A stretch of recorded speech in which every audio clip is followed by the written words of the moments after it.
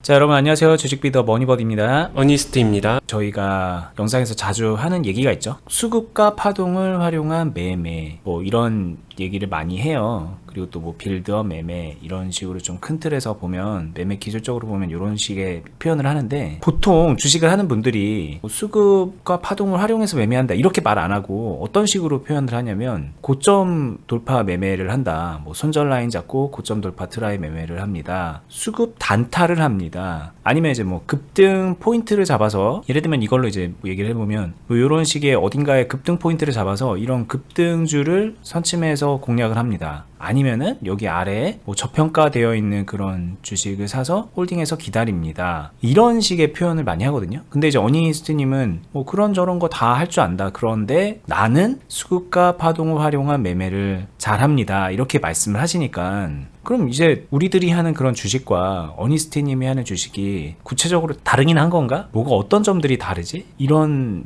궁금증이 들 것 같아요. 그래서 이번 시간에는 어니스트님의 주식과 보통 사람들이 하는 그런 시중에 알려져 있는 주식이 구체적으로 뭐가 진짜 어떻게 다른지, 더 나아가서 어떤 점들이 장점이 있는지 들어보는 시간을 가져보겠습니다. 일단 답변을 드리면은 상차림이 다르다, 이렇게 이해를 해주셨으면 좋겠어요. 무슨 말이냐면은 제가 하는 매매랑 시중에 흔히 여러분들이 알고 있는 매매와 비슷한 점도 있고 다른 점도 있습니다. 그럼 무엇이 비슷하고 무엇이 다른지를 놓고 보게 되면은, 한번 여러분들이 식사를 하실 때 상차림을 생각해 봐 주시면 돼요. 상차림에서 고기 반찬이 있었어요. 불고기가 있었습니다. 불고기가 있는데 옆에다가 LA 갈비도 놓고 옆에다가 삼겹살도 놓고, 상차림을 보통 이렇게 하진 않죠. 일반적으로 먹을 때는 고기 반찬에 다른 야채 반찬을 섞어서 이런 균형을 잡는 거잖아요. 이 이야기를 왜 하냐면, 수급과 파동이라는 거는 균형을 잡기 위해서 활용한다라고 이해를 해주시면 될 것 같아요. 여러분들이 말하는 고점 돌파, 아니면 저평가, 아니면 종가 매매, 아니면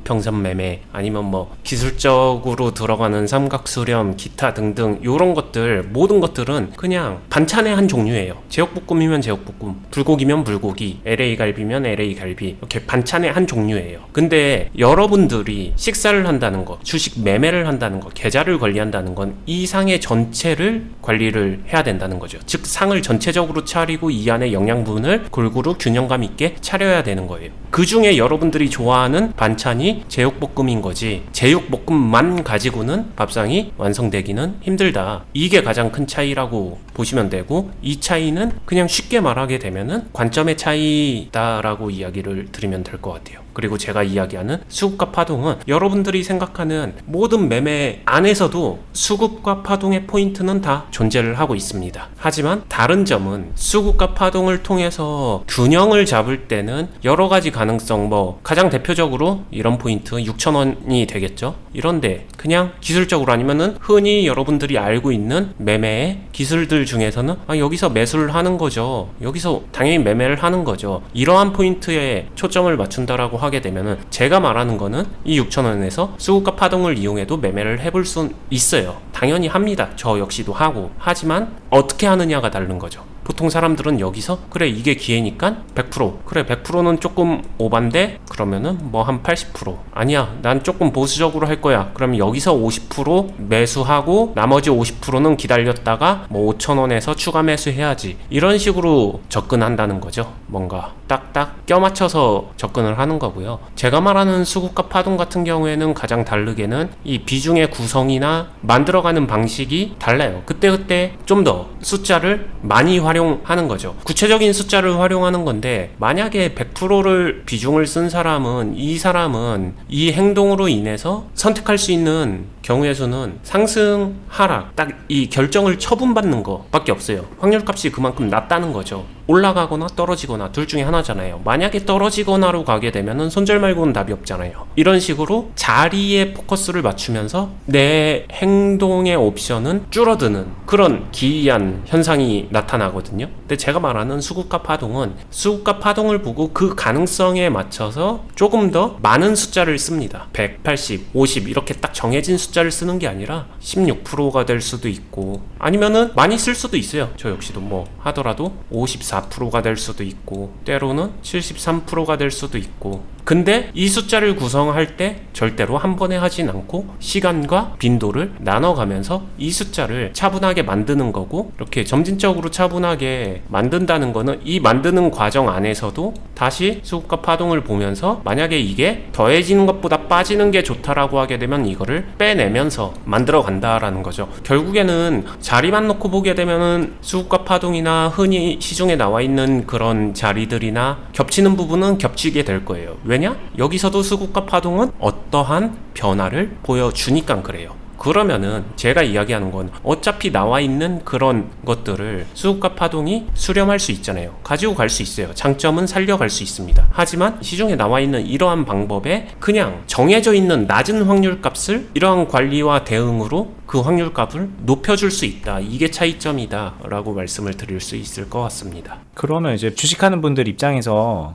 이걸 할까 이걸 할까 만약에 이렇게 선택을 한다면은 예를 들어서 이렇게 100% 이렇게 적어놨잖아요. 근데 100%도 어떻게 보면 보수적일 수가 있는 게 뭐하러 100%야 한 150%나 200%도 할 수 있지. 아예 레버리지를 써서 화끈하게 고점 돌파 잡고 그리고 안 되면은 바로 이제 칼 손절하면 되는 거니까 이런 전략을 할 수가 있잖아요. 그럼 이제 제가 볼 때는 결과적으로는 그러면 좀 약간 좀 세게 들어가서 비중을 좀 많이 들어가서 좀 빠르게 손절하거나 뭔가 좀 그때그때 한 번 한 번의 매매를 좀 신중하게 해서 좀 천천히 만들어가느냐 이런 차이로 보이는데 아무래도 이제 볼 때는 이게 좀 더 맛있어 보이긴 하거든요. 이거를 한번 감정 빼고 차분하게 생각해 보시면 될 것 같아요. 굉장히 낮은 확률이라는 거를 낮지만 그래도 한 번에 많이 먹을 수 있잖아의 근본적인 부분에는 한 번에 많이 먹을 수 있잖아가 낮은 확률을 커버해 줄 때 얘기거든요. 다르게 말하면은 낮은 확률이 어떤 무서움이 있냐면은 이 행동이 반복됐었을 때 숫자가 플러스로 쌓여야 되는데 그렇지 않다는 거예요. 이거 실생활에서 여러분들이 카드값 한번 생각해 보세요. 소득보다 카드값이 항상 더 많이 나옵니다. 매번 그렇게 반복을 해요. 그러다가 어쩌다 한번 보너스 받아서 이거 다 상쇄해야지. 언제 나올지 모르는 보너스 나오면은 이거 다 해결할 수 있어. 한번 그런 삶을 산다고 생각해 보세요. 매번 버는 소득보다 카드값이 내가 한 300만원 버는데 카드값은 항상 400만원씩 나온다. 하지만 굉장히 낮은 확률이지만 1년, 2년, 3년에 한번 목돈에 보너스가 한 번씩 나온다. 그거를 꾸준하게 한다. 한번 상상해 보세요. 과연 좋은가? 그거랑 같은 말이거든요. 낮은 확률이 기본 이상에서 조금 확률이 낮아지는 거는 트라이를 해볼 수 있지만 이러한 상황은 올라가는 것보다 떨어질 확률이 훨씬 더 많기 때문에 이거를 반복한다는 것 자체가 수학적으로 수치적으로 보게 되면 마이너스를 계속 먹고 가는 거거든요. 멀리 가지 않아도 카지노 승률도 비슷한 구조인 건데 플레이어가 카지노에 많이 가면 많이 갈수록 플레이어한테 불리한 확률 값을 갖게끔 확률 편성이 되어 있거든요. 좀 너무 원론적으로 들어가면은 지루해질 수 있는데 결론만 말씀드리게 되면은 이러한 행동 자체가 자신의 확률 값을 굉장히 낮추는 행동이다라는 것을 꼭 이해해 주셨으면 좋겠어요.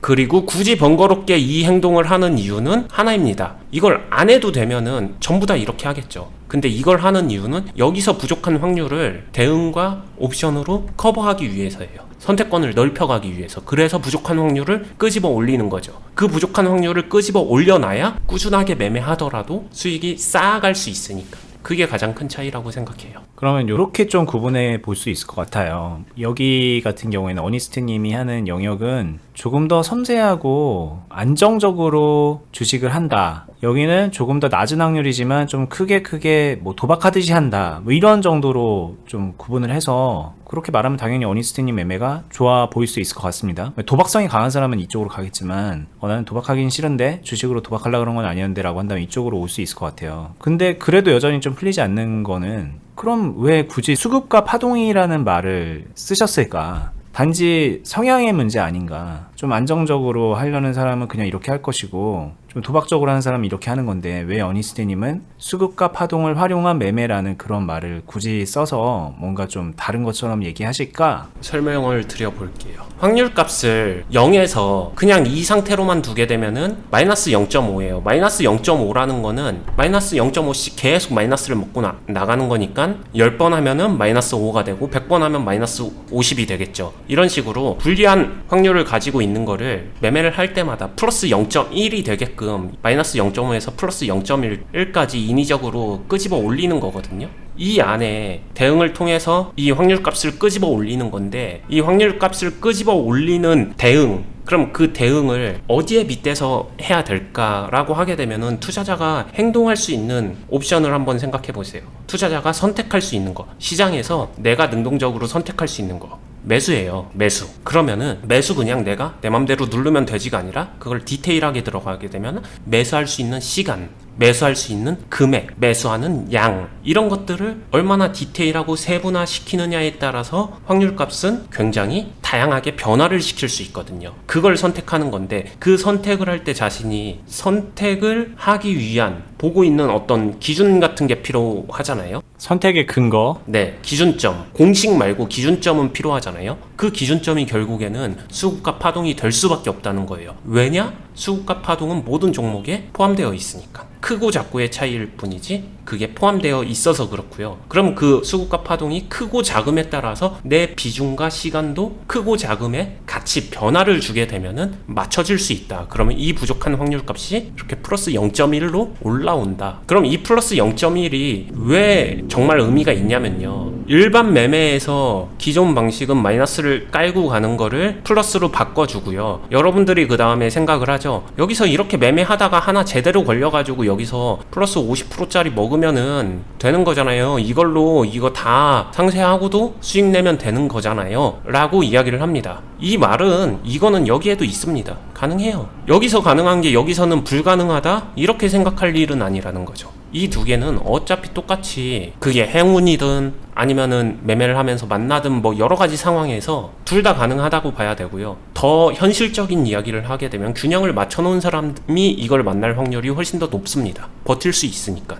요 사람들은 오히려 버티기가 좀 더 힘들죠. 맞춰서 바로 가는 이런, 여기서 6,000원에서 베팅하자마자 9,000원으로 날아가는 이런 상황을 만나지 않는 이상은 쉽지 않죠. 그러면 수급과 파동을 파악을 해서 그때그때 즉시에 대응을 할 수 있는 사람이 이걸 할 수 있을 텐데, 그런 사람이 이렇게도 하면은 결과가 좀 달라질 수 있을까요? 이런 매매를 할 줄 아는 사람이 궁극적으로 이 매매를 할 수 있느냐라고 이해를 했는데 저는 가능하다고 생각해요. 대신 전제는 계좌 관리가 끝난 상태에서, 계좌 관리에서 아예 슬롯 하나를 리스크를 높여서 이렇게도 매매해 볼 수 있는 선택적 하이 리스크 투자자들 같은 경우에는 관리가 된다라고 봅니다. 이것까지도요?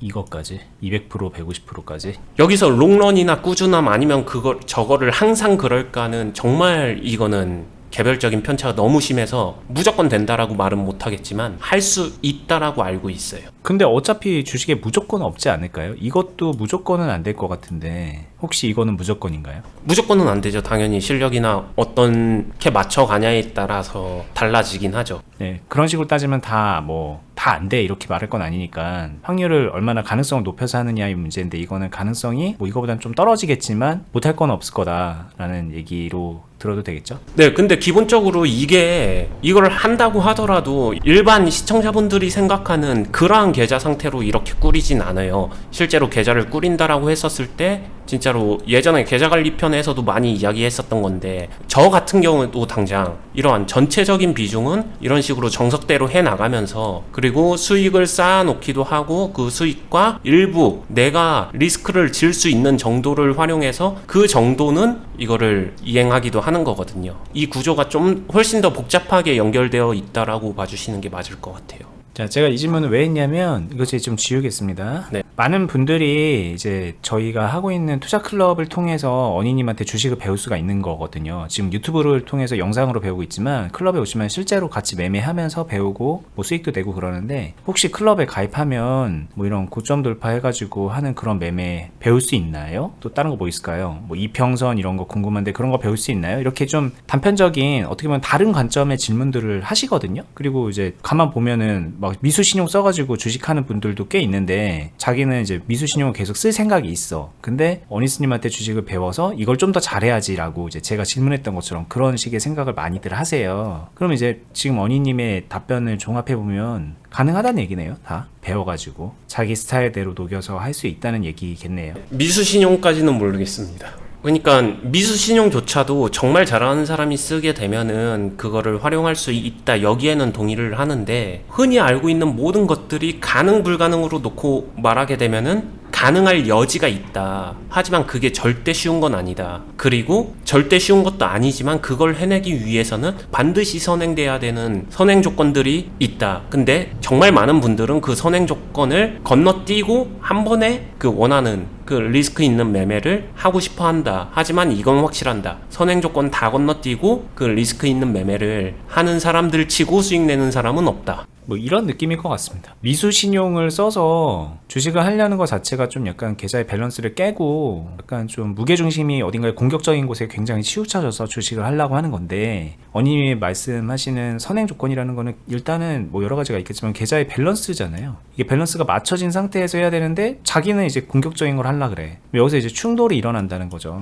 그래서 이 두 가지 가치가 좀 상이하기 때문에 잘 모르겠다 이렇게 말씀하시는데, 뭔가 이제 가능성의 여진이 있다라고 말씀하셨던 이유는 이렇게 계좌의 밸런스를 맞추는 과정에서 뭐 어떤 사람은 미수와 신용을 아주 적절하게 뭐 섞어가지고 약간은 조금 위태하지만 밸런스가 나름 맞아져 있는 상태로 세팅을 해가지고 하는 거면, 그러면 또 아예 불가능할 거는 아닐 수도 있기 때문에 그렇게 말씀을 하실 거예요. 근데 많은 초보자들이 이런 밸런스를 맞추려는 생각으로 미수 신용을 쓰지 않기 때문에 애초에 충돌이 나는 지점에서 원트가 굉장히 많이 반영이 되어 있기 때문에 그거는 좀 어려울 수도 있다 이렇게 말할 수밖에 없다는 거겠죠.